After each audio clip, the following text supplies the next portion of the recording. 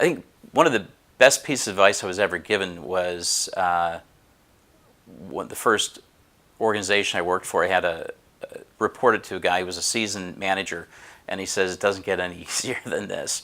And that was when I was in my late 20s, and now I'm early 50s, so that was a while ago. But it's one of those where I go back to and I think, okay, life is, I think so often we're thinking, okay, I'm going to build up a business or a career, and then I'm going to retire, and life is going to be great. And I've really been on this exploring and thinking where it's actually a series of conflicts, and every day is kind of a sense of kind of conflict management. And it doesn't have to be negative, but I think understanding that you can have disagreements with clients, potential clients, your spouse, your kids, whatever that might be, but that doesn't have to be a bad thing. So work through that and come out with a better product, a better result, or really listen to what other people are saying and either stand your ground or, or make adjustments as needed. Yeah, absolutely.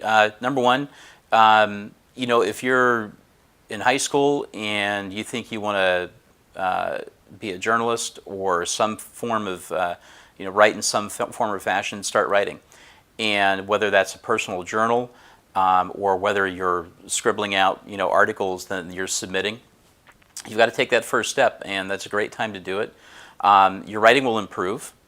It's like using a muscle or working out. And so keep writing and keep reading.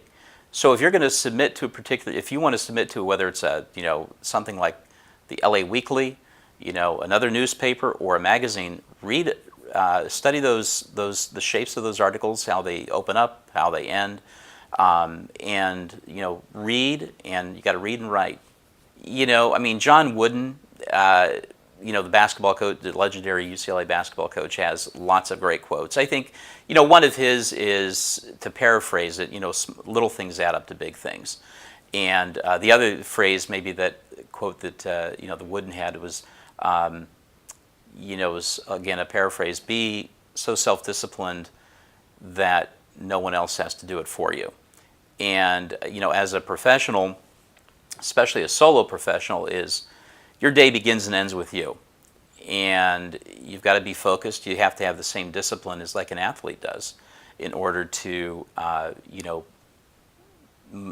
have your footprint take hold and have people respond, and to attract new business and keep your clients happy.